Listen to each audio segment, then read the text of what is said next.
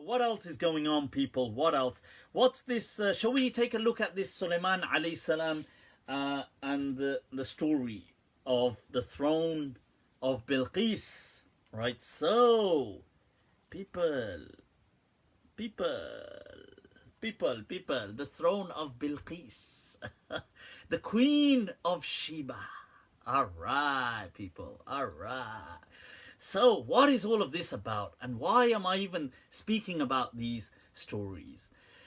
So, I want to use part of this story, the throne of the Queen of Sheba, and I want to really touch a greater discourse, and that is, how do we handle stories in the Quran? How do we engage, is a better word, with stories in the Quran?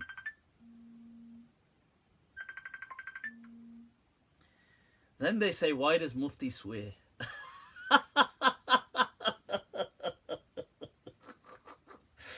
That's a joke, people. It's a joke. All right, so I can't believe somebody from Facebook is trying to bloody call me whilst I'm on Facebook Live. God damn it.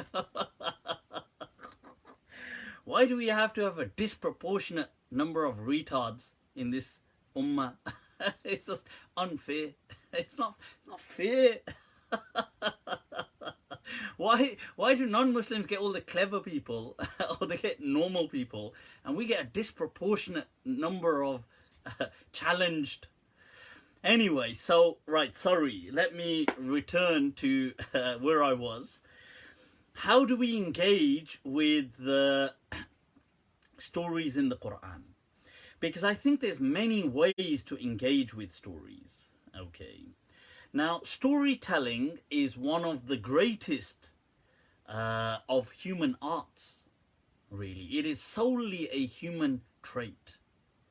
And it is something we have been doing since the cognitive revolution, right? So human beings have this unique gift to be able to tell stories and bring to life lessons through those stories, and also relate actual stories and accounts as well.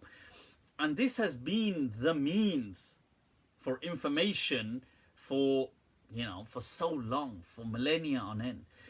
Now, right, okay, so there's certain ways when we approach the Quran, and there's loads of stories in the Quran, stories about Moses, about prophets, especially about Adam, about Jesus, about Abraham, about Sulaiman alayhi salam, about Dawood, about all these amazing, beautiful, intense sometimes stories in the Quran, and how do we engage with them? So at one layer, there is the level of where we're intrigued, and that's good. So we read it as a story. So if people read, oh, that Allah is telling, like, نَحْنُ نَقُصُّ عَلَيْكَ أَحْسَنَ الْقَصَصِ, the best of things to be relayed, and the story of Joseph and his suffering and how he rises to power, and that's an amazing story as a narrative, for example. Then we can extract lessons from this. That's amazing as well. And these are all definitely things which I advise and promote. So we could read the story of Joseph, of Yusuf alayhi salam, and we could learn about suffering, about consequences, about how Allah has a greater plan, how things unfold, all of these things, and we can learn about that. And that's things we should do. The other then comes the layer that some of these stories have been mentioned in ways at times that suggest, I'm using the word here, suggest. They don't usually explicitly say so, but they tend to suggest a very supernatural thing to them. How do we go about, what do we do once we read these super suggested? We infer, so it can imply and we can infer. Yeah, so we infer from its almost supernatural powers and events, and how do we respond to that? How do we engage that? One way of engaging it is to say, well, that means these people all had superpowers. like in myths, for example, mythologies. Like we could take the story of the ancient Greek kind of people of Zeus, for example, and I was relaying a story the other day about Prometheus, and how Prometheus is the person who fashions man. He creates man, and he's tasked to do that, and he has this affinity with man. And then the gods get upset with, they feel kind of like they've been done over by Prometheus, so they take away fire from man. And Prometheus, he goes and he steals fire and gives it back to man. He redeems it for them, and then he's punished. He's punished in a very painful kind of way, where something comes and eats at his liver every day, and this carries on for an eternity, until he is then saved by part man, I believe, if it's Heracles or whoever it is that comes and saves him. Now this is a story, it's a kind of myth, okay? And man, I was saying this the other day, that man is then you see, because man is kind of lonely, he is sent Pandora, the woman. And Pandora brings with her a box. So it's really interesting, those of you that have heard the term Pandora's box, for like a box of evil.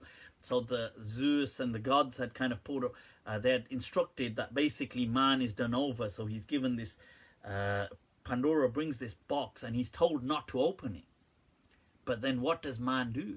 He opens it. You see, there's a lot of parallels with, I suppose, the story of Adam and the Garden of Eden, and not to eat the fruit and not to open Pandora's box. But he does open it. And when man opens the box, out of it comes wrath and disease and illness and ill fate, and all these things emerge from Pandora's box. And at the end, but the flip side is right at the bottom of the box is hope. And that too emerges. And man then has hope. But the point is, it's an interesting story, with parallels in other religions as well, obviously. I mean, this is from the Greek mythology, Greek myths. But my point is, how do you approach these stories? Now, this story, if I told you, you would just approach it as a myth. You would say, yeah, in this story, these people have superpowers, they do all these things, but you're not taking it to be real. Like, maybe you can learn lessons from it, but you're not taking it as a kind of like, oh, this is real. Same thing with Hinduism. If you looked in Hindu stories, so for example, speaking of the first man, there's a story I think it's in the Puranas, or it's in the old, the Hindu kind of Vedic stories, about how Vishnu, I believe, that the first man they call Manu. That's in Hindu tradition. The first man is referred to as Manu, and then from him come mankind. And Vishnu, the Lord, the God, appears to him as a fish, a kind of struggling fish. So Manu helps this fish, and he takes him out of his thing and puts him in a larger amount of water. And then this fish, he feeds him, and the fish starts to grow, and that's Vishnu growing. And then Manu has a good heart, and he realizes, look, he's struggling, let me put him in a greater amount of water. And then he starts to struggle there, and he grows and grows, and then eventually he becomes so big that he puts him in an ocean, and he's so big for the ocean that Manu is then told to build because he's been so kind, he's told to build a boat. And he builds a boat, and then a flood comes that drowns the world or people. Once again, a stark resemblance to the story of Noah in the Bible and the Quran. So then the whole point was that here, because of his kindness to Vishnu, he is then guided, and he's on this boat, and he's saved. And then from him come mankind. Now, when you read the story of Manu or Vishnu or these things, or of Prometheus, we take them as stories. We don't think that these were, we're not trying to be realistic with that. The issue is when we read certain stories in the Quran that don't state but imply a supernatural prowess or power or capacity or capabilities, how should we be? So some Muslims just say, no, these are supernatural powers and these people had supernatural powers.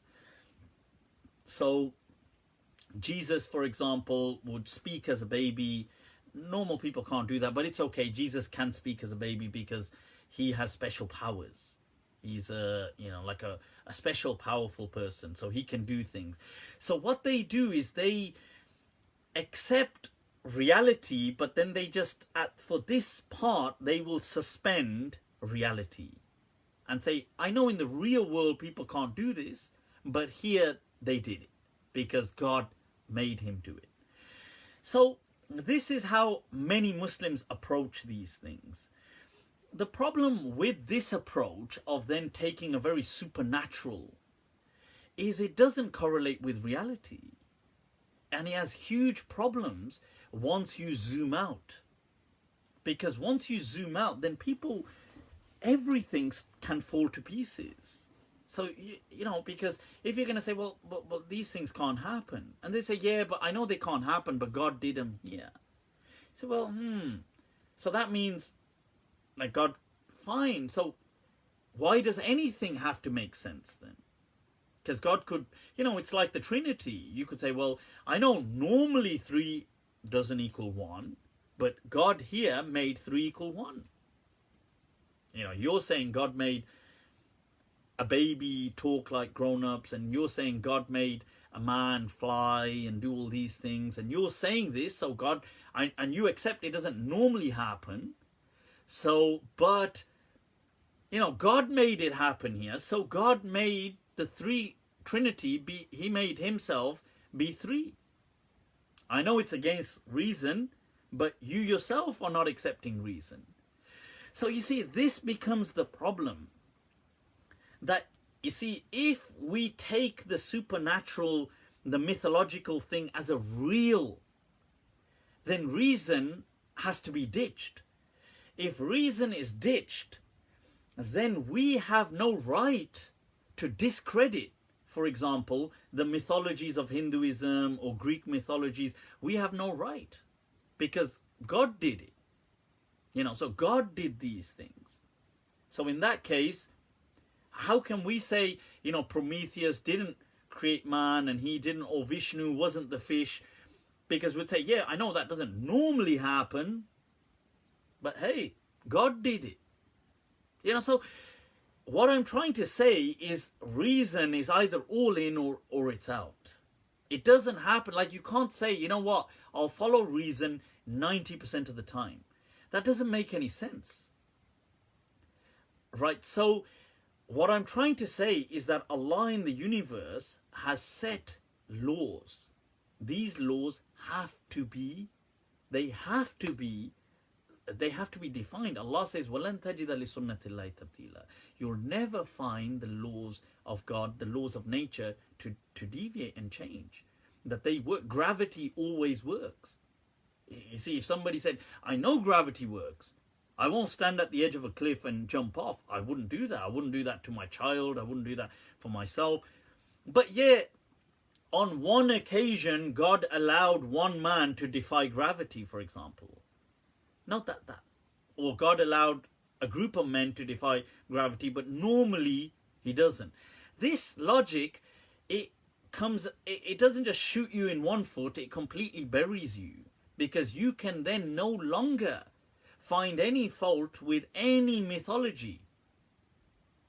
So now I'm coming back to the stories. I'm not saying the stories were mythical. I'm not saying that. I do believe that these were actually real people. I believe all these people were real. I do believe that there was an Adam, there was an Abraham, there was a Noah. I believe in all these people. The question is, what were the surahs exactly saying? So we have to visit it with this in mind. If we want to take something real away from it. If we want to just read it as a story to extract other lessons and just read it like a narrative, then fine. But if we want to get real, we've got to do a bit of sometimes Like, it's like we're approaching a scene as a detective. I mean, I'm giving an example. Okay. So imagine a detective comes to a scene and he has a clear open shut case. Like, he has a person and they say, look, here's the person, and there's been a homicide, there's been a murder, and this person was clearly holding the gun when we got there. And it's a clear open shut case. But the problem is there is no motive. And in fact, it's too convenient. The whole thing is way too convenient. And it's at these places that detectives will say, well, it's too, there's more. I know it immediately makes sense, but when we zoom out, it doesn't make sense, because this person, for example, that's the worst way to do it. He could have done it in 100 other ways and got away with it. Why would he do it in such a stupid way and still stand there and do this? It doesn't make sense. So this, in a similar way, that kind of thinking cap has to be applied with these surahs, that yes, we can just read them like this and say superpowers, supernatural stuff, doesn't matter. But when we zoom out, there's a problem. It doesn't make sense like that. Okay, so let's take a look at, for example, the story of the throne of the Queen of Sheba. So, A'udhu billahi minash shaitanir rajim. Now, in this story, it's actually very interesting. I won't go through the whole story thing, but I'll focus on the verses to do with the throne of the Queen of Sheba. Now, the Quran doesn't mention her name, but Muslim sources generally say her name was Bilqis. Allahu A'lam, but she was the Queen of Sheba. But one of the things that is interesting is how the Quran portrays her as a woman of immense power, beneath whom the administration and the ministers are all men. Now, the Quran does not rebuke her in any sense for that power. This is an interesting lesson to be taken from that story. So when Hudhud says, Inni wajadtu imra'atan tamlikuhum, that I found a woman that owned them. She owned these people. They were her subjects. Wa utiyat min kulli shay, and she has been given everything. وَلَهَا عَرْشٌ عَظِيمٌ. And above all, what stood out for me was her majestic throne. So this is an amazing kind of an account of a woman with great, immense power being told to Solomon. Now, Sulaiman alayhi salam held one of the most powerful kingdoms in his time on earth. And it was so powerful that, and if you just look at the gold, that the kind of gold reserves that he had, and gold that was reaching him and stuff like this, and even till today they don't know, they have certain traces of from the region of Ophir, and they don't know where this region was, and there's been a gold hunt trying to discover it because he was receiving a lot of gold from that region. So Hudhud, and just to kind of touch up here, it's interesting, this isn't my point, but I know a lot of people have asked me, who was Hudhud, or what was Hudhud? Now, in this verse of the Quran, it mentions that Sulaiman alayhi salam, he says, وَتَفَقَّدَ الطَّيْرَ فَقَالَ مَا لِي. So he one day misses this tayr, and tayr can mean a kind of bird or a watch. It can mean something like this because it's a collective noun that's being used. فَقَالَ مَا لِي لَا أَرَى الْهُدْهُدَ أَمْ كَانَ مِنَ الْغَائِبِينَ. Now, people say it was a bird. So he had this little kind of bird that would fly around, and he's talking about this bird. The interesting thing is the verb that is used and then says kana minal ghaibin. Ghaibin is used for human beings only. It is not used for animals. Like the plural that is used like in, like muslimin, mu'minin, like kafirin, for example. This in, or the un in the nominative case, is not used for animals. It is only used for humans. And it says, Am kana min al-ghaibin, is he from the people that are absent? Where is he? And then he says that, look, لَأُعَذِّبَنَّهُ عَذَابًا شَدِيدًا, that he says, I will punish him. أَوْ لَأَذْبَحَنَّهُ أَوْ لَيَأْتِيَنِّي بِسُلْطَانٍ مُبِينٍ. He says, I will I'm going to punish, I'm going to slaughter this person. And this is, him using the word here, slaughter, is what led a lot of Muslims into thinking it's a bird as well. This, as well as the word tayr, it reinforced for them that slaughter.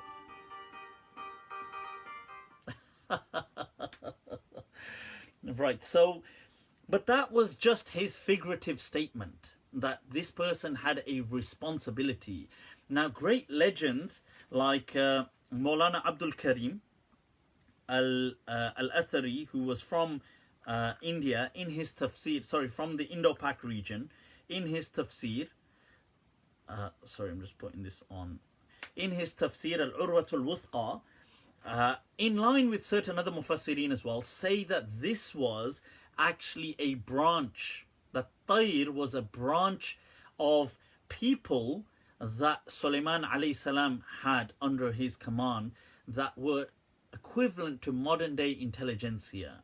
Hence he called them birds, like falcon, like eagles. They were his people that would bring him information about other kingdoms. Now he says that that's his tafsir, in his tafsir, it is something that does make sense given the kind of constant verbs that are used referring to human beings. So for example, when Hudhud comes, فَمَكَثَ غَيْرَ بَعِيدٍ فَقَالَ أَحَطْتُ بِمَا لَمْ تُحِطْ بِهِ وَجِئْتُكَ مِنْ سَبَإٍ بِنَبَإٍ يَقِينٍ. Now he says that, look, he comes back and he says that he stays slightly at a distance. And he says to Sulaiman alayhi salam, look, I've come with some information about the people of Sheba. If this was a bird, the problem when we zoom out is we're saying a bird has cognition. We're saying a bird has intelligence. We're saying a bird has not just animal intelligence, but it has the intelligence to analyze, to assess, to synthesize information, to relay information, to recognize what kingdoms mean, to recognize these kind of concepts. That if you zoom out, is a problem, because animals are not mukallaf. They don't have these kind of capacities. So you see, this is what I'm saying with the zoom in, zoom out problem. If you take this to be a bird, but if, as Maulana Abdul Karim al-Athari said, that this was a person, Hudhud, and this was his intelligence, his intelligentsia, so the person was responsible, and hence such an important figure was missing, and hence Sulaiman alayhi salam was incredibly angry. And that's in his tafsir. He then goes on to relay what he saw. And I saw وَجَدْتُهَا وَقَوْمَهَا يَسْجُدُونَ لِلشَّمْسِ مِن دُونِ اللَّهِ, that these people were bowing down to the sun, that they were prostrating to the sun. وَزَيَّنَ لَهُمُ الشَّيْطَانُ أَعْمَالَهُمْ فَصَدَّهُمْ عَنِ السَّبِيلِ فَهُمْ لَا يَهْتَدُونَ.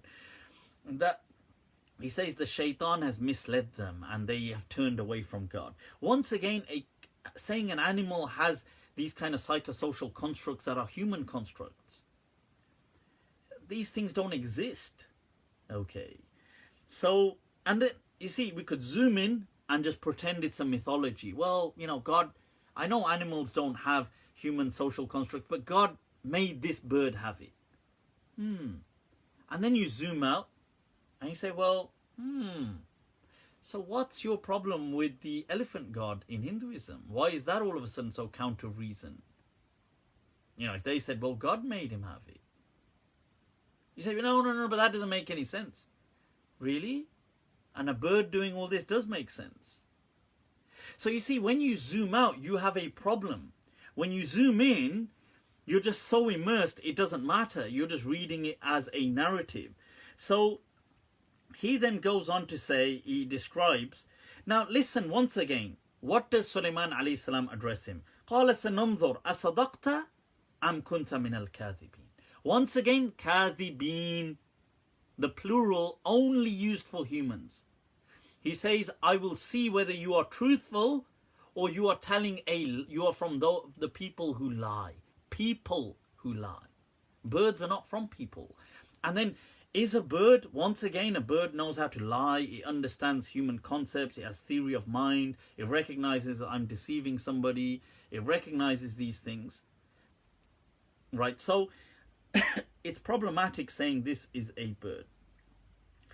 Nevertheless, Sulaiman alayhi salam writes to the Queen of Sheba. He writes to her, sends her, and then she kind of consults with her people saying, what do you think? And they say that, we can fight him or whatever you wish. And it's interesting, she mentions, قالت إن الملوك إذا دخلوا قرية أفسدوها وجعلوا عزة أهلها أذلة وكذلك يفعلون. I always found this verse incredibly interesting. That she says that, look, kings, whenever they come to because she asks them, what do you think we should do? And they say, نحن أولي بأس, we are people of power and strength, like bring it on, let him come. And she says that whenever kings enter a town, all they do is ruin it and spread corruption. It's really fascinating because from this verse we can it opens a separate tangential, on a tangent, a discussion on political philosophy. That what gives human beings the right to rule over another human being? Where did this concept of kingship even come from? Who said that one person has the right to be a king? Who? Why how do we become? Where did that come from? Why do we have to accept it? That he's a human, we're a human. How does that إن الملوك إذا دخلوا قرية أفسدوها? That kings, if they enter a town, they only spread fasad. وكذلك يفعلون. But yet this has been, the three things that have set man on this journey of ultimate unification has been God, king, and money. And then the thing is that where did this even come from? That one human one day felt, I have the right to subjugate and you guys are my subjects. Some person just assumed that one day and it became a human legacy. I find that so fascinating, the way this verse kind of touches up on this notion. And then it goes on about she kind of liaises with Sulaiman alayhi salam, and then she eventually decides to kind of come to him, bring a delegation and come to Sulaiman alayhi salam. Now the interesting thing is, then comes the verse. قال, this is Sulaiman alayhi salam. يا أيها الملأ أيكم يأتيني بعرشها قبل أن يأتوني مسلمين. That who will bring her throne to me before they reach us? So they've set off from where they are. It's going to take a good while before they come. Obviously back then. So who can bring me the throne? Because Hudhud had praised. He said, Utiyat min kulli shay. She's been given everything. And after saying everything, he said, Walaha arshun. He said, but God damn, that throne, that is something.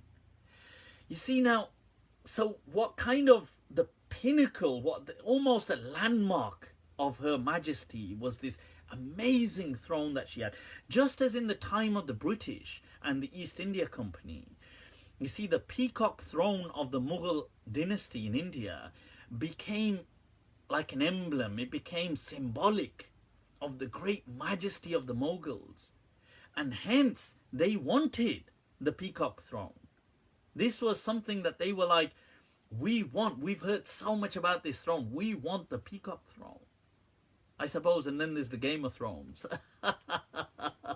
with its kind of throne in there. But the point is that thrones sometimes are so powerful like this, people want them. Now the question with this verse is, قال عفريت من الجن. The ifrit from the jinn, and I'm going to come to this, said, أنا آتيك به قبل أن تقوم من مقامك. Before you stand from your maqam, I will bring it. وإني عليه لقوي أمين. Indeed, I have the capacity to get that done. What is Sulaiman alayhi salam talking about? We're at a crossroad, people. One group of people that have zoomed in, they're reading, who can bring me her actual throne? And they're reading that a jinn, as in mystical demons, like these characters that we can't see, the jinn have said to Sulaiman alayhi salam that one of them, who's called Ifrit, which is like a powerful person, or powerful jinn, I suppose, by this narrative, by this group, he's saying, I will bring it before you stand up. This is how it went. See, that, in my understanding, doesn't make much sense, and I'll tell you why in a moment, because we're zooming out and taking a look. Maulana Abdul Karim al-Athari, in his tafsir, and other people have said in Urwatul Wuthqa, highlights that jinn here was referring to a group of people. Does this, not the jinn? And how do we know this? Because let's take a look at the verse of the Quran where Allah speaks about shaitan. Kana min al-jinn fafasaqa an amri rabbi. Yet Imam Nawawi, Qurtubi, all these people will highlight the majority of the Muslims. Surprisingly, actually I don't agree with them on that, but look, they themselves accept the majority of the Muslims do not believe, they say, that shaitan was from the jinn. They say that he was something created, and jinn here just meant a group. You can go to any tafsir, read the verse of the ayah, Kana min al-jinn, that shaitan was from the jinn, fafasaqa an amri rabbi, because jinn just means the veiled, the kind of the thing that is veiled, the kind of like a selective, something that isn't seen. So, and then there's the jinn, which are a creation, because they are also veiled from us being able to see them, as in, what are these things? They're in a total different realm. Now, most of the Mufassirin say that verse there does not mean shaitan was from that jinn. They just mean he was from something that we couldn't see, we didn't have access to. That's what they mean. That's actually most of the Mufassirin, and they say that, surprisingly, that the majority of the Muslims accept that. So, here, Maulana or Sheikh Abdul Karim al-Athari writes in his tafsir, Urwatul Wuthqa, that there was 3 groups of people that the army of Solomon were divided in 3. He had his intelligentsia, which were a unique, it's a bit like how governments today have, so, you know, they will have, so in America, they will have their CIA for foreign things. And then he had his manual army, which were the ints. He just referred to them. And ints means man. And people will say, well, duh. But even today, we refer to things as manpower. That is the manpower. He has brought the manpower. And he says, and then he had a unique, like a skill, like a group, a department that were kind of supreme. They also dealt with internal matters, but they were supreme. An example today, to say, if I was speaking about America, would be like the FBI. And you would have the normal police, you'd have the FBI, and you'd have foreign, like CIA.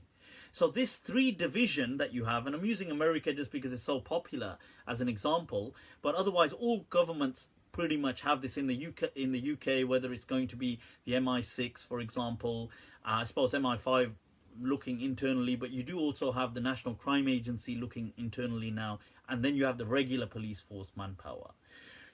In this way, in a similar kind, not the same, but a similar kind of division, Solomon had split his kind of manpower, overall forces, and hence he had one of the most powerful kingdoms on earth in his time.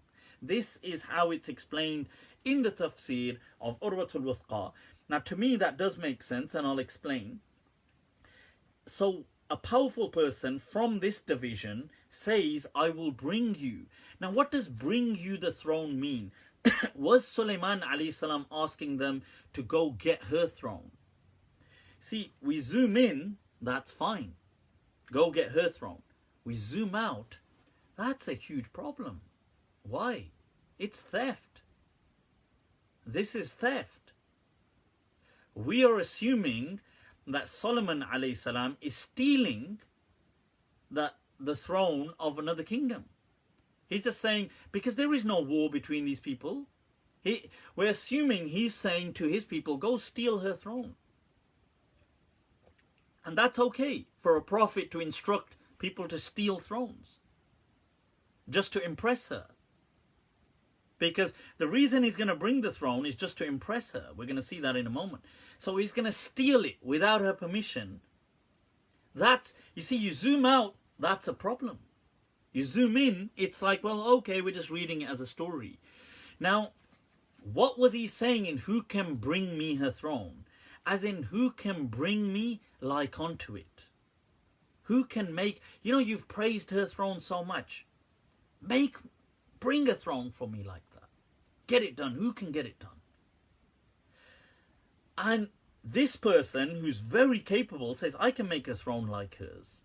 Before you get up from this gathering, maqam, every day, what's transmitted in the scriptures is that Solomon would generally sit after sunrise, after a little while, till noon. And that was his maqam. It was a royal maqam, a royal sitting. Now, he would sit there and he would deal with people's, and the person said, in a day, before you get up, I will get this, I will make you a throne like hers. But then, listen, قال الذي عنده علم من الكتاب, a person who had the ilm, the science or the knowledge of the kitab. He said, أنا آتيك به قبل أن يرتد إليك طرفك. Before, in a glance, I will get it done for you. فَلَمَّا رَآهُ مُسْتَقِرًّا عِنْدَهُ, then when Solomon saw it, قَالَ هَذَا مِنْ فَضْلِ رَبِّي لِيَبْلُوَنِي أَشْكُرَ مَكْفُرٍ. He said, surely this capacity God has tested me with, that will I be grateful, despite having all this power. And then he says, وَمَنْ شَكَرَ فَإِنَّمَا يَشْكُرُ لِنَفْسِهِ وَمَنْ كَفَرَ فَإِنَّ رَبِّي غَنِيٌّ كَرِيمٌ. And he says, indeed, whosoever is grateful, Allah is, he says that he's grateful for, he only does good to himself, and whoever disbelieves, and that Allah is surely rich and generous. And that's an interesting thing, but I'll just come to that in a moment. Who was this person that said to Solomon, I will get the throne? Some people, many Mufassirin have said this was a person who had knowledge from Allah, Lawh al-Mahfuz, and mystical powers, and he created it in a blink, and he created this. And zoom in, it's a narrative, it's paranormal. You zoom out, and that's a problem, because these things don't happen like that. Now, what's an alternative narrative that actually makes sense? And once again, in the Tafsir Urwatul Wuthqa, Shaykh Abdul Karim, Maulana Abdul Karim al-Athari, he writes that this was a person who he had detailed descriptions, this kitab, of key features of landmark, whether they were events or landmark kind of icons. He had these things. And he said, I've actually got a descriptive, detailed description of this massive throne, the way like the peacock throne was described in so much detail with all its finite things, qualities to the British. In a similar way, this had been described, and he has it written. He's saying, I can make you from that.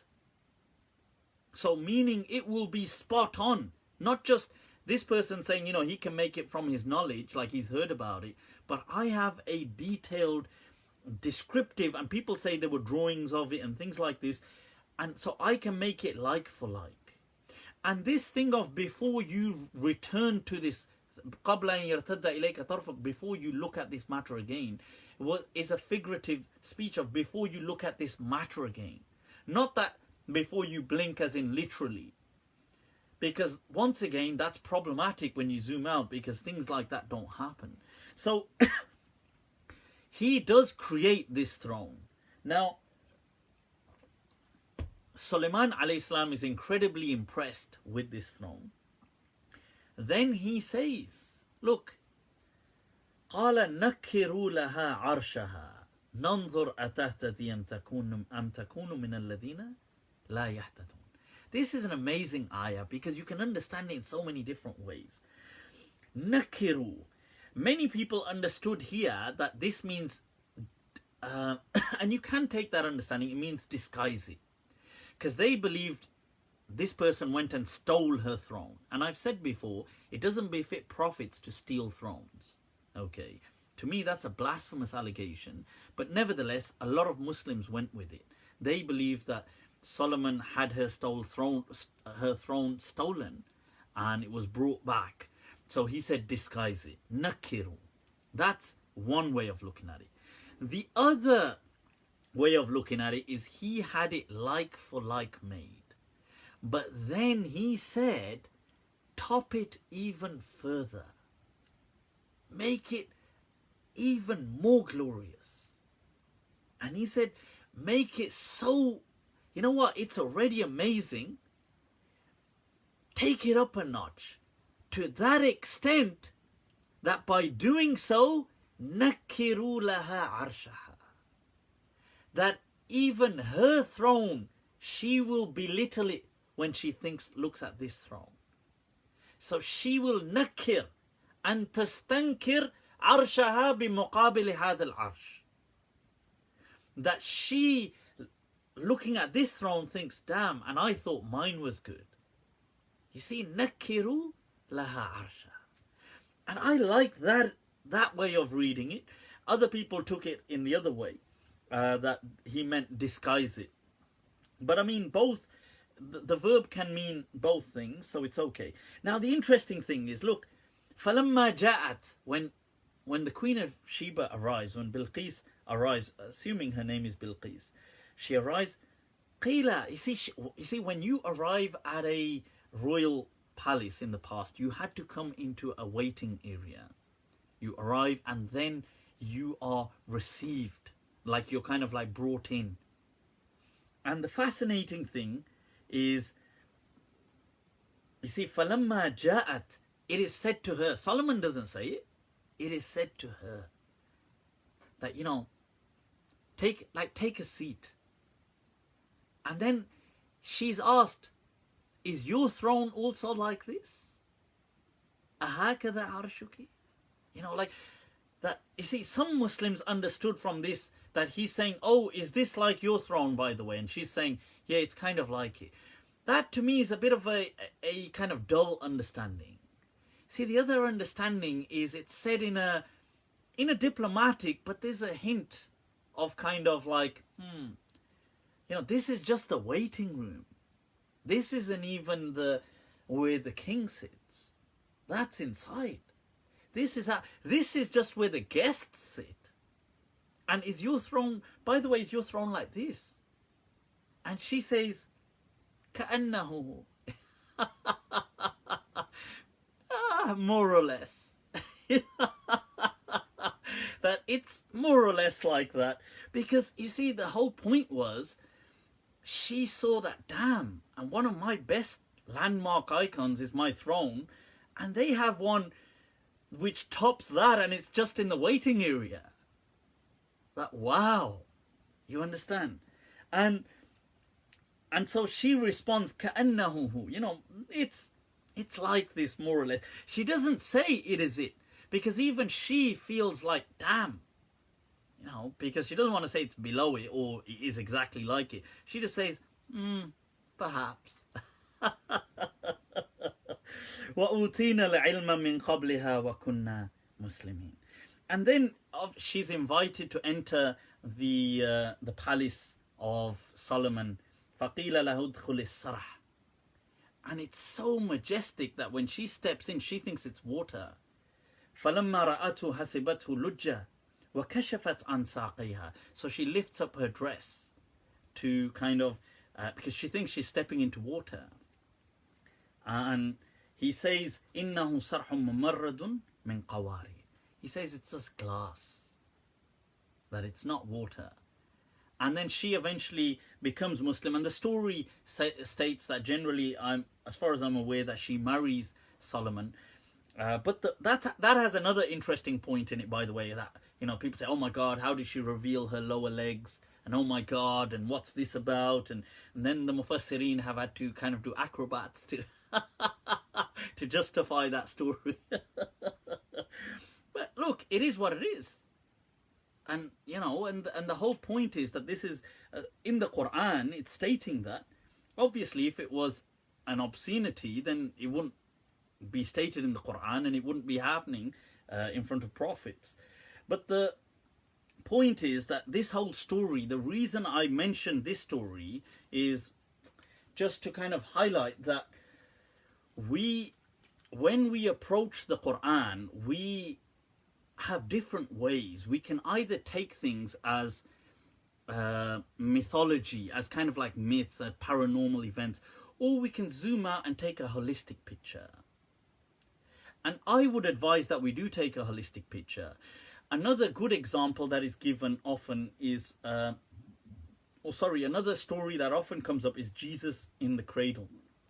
Now, that when Mary comes to the people bringing Jesus with her. This is the verse of the Quran.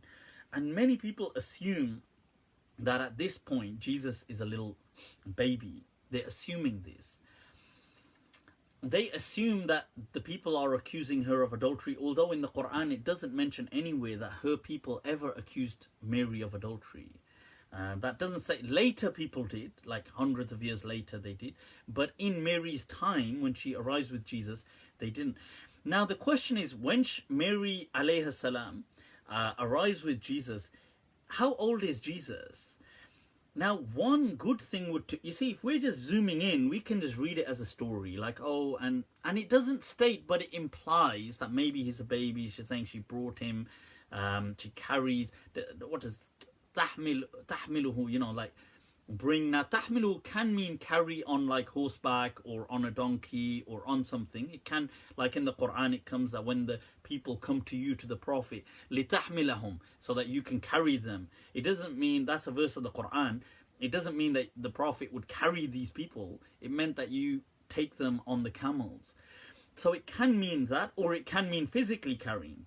Now, many Muslims have gone with the fact that this here was Jesus as a baby. But what they didn't do is look at the Christian sources. Because look, Jesus is an incredible figure of the past to other communities who also speak about him.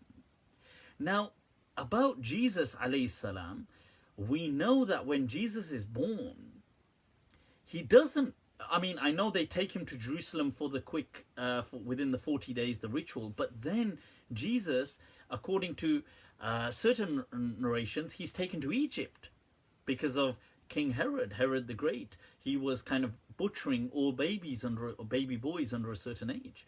So they take Jesus away to Egypt, and then he returns after a few years. Does the Bible speak of Jesus coming to Jerusalem? Now, most likely, Jesus would have, once he returned to Judea or the Middle East, he would have visited Jerusalem often, especially since it was a pilgrimage to do so at least 3 times in a year, the Passover and so on, that all Jewish males, once they were of a certain age, would visit. Now, the interesting thing is the Gospel of Luke actually does have a narration of when Jesus is around 12 years old. What's interesting is that he is brought to Jerusalem, and then when she has brought him, in the Gospel of Luke, when she is heading back, they realize in the journey, just into the journey, that Jesus is missing. So she searches for Jesus. She comes back and searches for 3 days, it says. And eventually Mary is incredibly stressed out with not being able to find Jesus, as you can imagine, her baby. She's lost him. She eventually finds him in the temple. She finds him in the temple of Jerusalem debating the elders. You see, now that's really interesting. It's fascinating because, you see, in the verse of the Quran, when Mary approaches these people, they say to her, "What have you brought? Your father was a decent man, your mother was a decent man. What kind of child is this?" Which many Muslims wrongly assumed was speaking about adultery. Now, once again, this is why I do like this tafsir of Maulana Abdul Karim al-Athari. He highlights this very same point. he highlights that this was actually Jesus, as stated in the Gospel of Luke. He had been there for a few days and he had been trying to debate some of these elders in their understanding. And naturally, they were annoyed. They didn't like, I mean, they didn't even like grown men debating them, let alone a bloody child to them, thinking that their attitude was, this is just a bloody child. This is, why should we listen to? They wouldn't listen to men. So when she says that, look, you know, like, why, don't blame me, like, speak to him, like, what has he said? And they say, you know, كيف نكلم من كان في المهد صبيا? How can we speak who was just in a cradle? He was in a cradle, just a little boy. You want us to speak to a little boy now?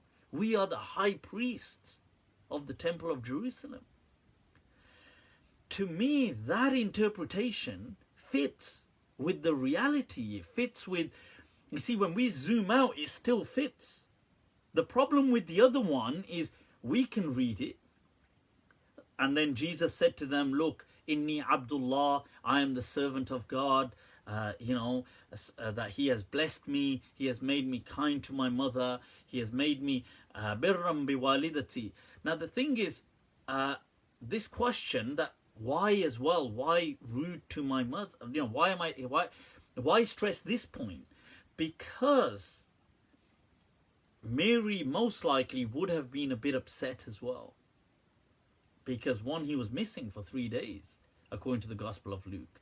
And so she would have been incredibly terrified. I mean, she would have been really relieved to have found Jesus, alayhi salam, but she would have been very terrified as well, and also a bit upset that, what were you, you know, why did you disappear? And him responding in this way, and then saying that Allah has told me that we should pray and to give in alms, to give charity. And you see, this message, once again telling it to the high priests, who were all about just making money. You know, because the high priests they were rinsing the people. They weren't really about giving charity and stuff. So, to me, this narrative makes a lot more sense, rather than saying, oh, look, he was a child, he spoke to them, he did this. Because when we zoom out, we know that, look, the Jews generally did not believe in Jesus from a child. And they didn't even believe in him when he was a grown-up. Now, if they'd seen a speaking baby, surely that would have affected some of the Jewish people. Surely they would have thought this is a sign. They would have believed, surely. They would have done something. I mean, babies don't speak like that, not like adults. So, to me, that doesn't add up then, because we know they didn't accept Jesus. We also know Mary was never accused of adultery in her lifetime, because if she was, she would have been killed. There was no way on earth they would have ever let Mary go, because and her being a woman was even more defenseless. They would have just killed her. The Jews, I mean, they attempted to kill Jesus, and, you know, in their version, they killed him in their version. And the point is, they had that power. So to think that, oh, along comes a woman, and they think this woman, and Mary wasn't from some prestigious family with all this kind of defense. She was very defenseless. If they thought she had committed adultery, they would have just stoned her to death and killed her. But that doesn't happen in reality. So when we zoom out, it doesn't add up. It's too convenient, this story. You know, it doesn't add up when you step back. You know that, neither was there any miracles, neither were there any accounts of this kind of stuff, and not in what the general Christians who transmit in their version of authenticity. I know that there's questions with the authenticity, but that's my point. So I hope this sheds some light, people, on why and how I believe we should engage with narratives in the Quran, that when we step back, it should still fit. It shouldn't be something that only when we're so zoomed in, it doesn't matter. You know, oh yeah, there's flying people, Solomon is flying on a magic carpet. This is what a lot of people believe. They believe that Solomon had like a magic carpet, or some people believe he had a cloud and he used to just fly on this cloud and used to go around the world on a cloud or on a magic carpet. And this kind of stuff. And, you know, or Jesus speaking as a baby, or doing these. But when you zoom out, none of these things add up. So the other narratives all add up, and they are in our tafsir. The problem is that many people don't push them. Why? Because they themselves, they're too caught up in this kind of mythological perspective that they've had since they were children, and they're not people of critical reasoning. See, this is the problem. We don't have, we lack scholars who have critical reasoning. We don't have that. So cool about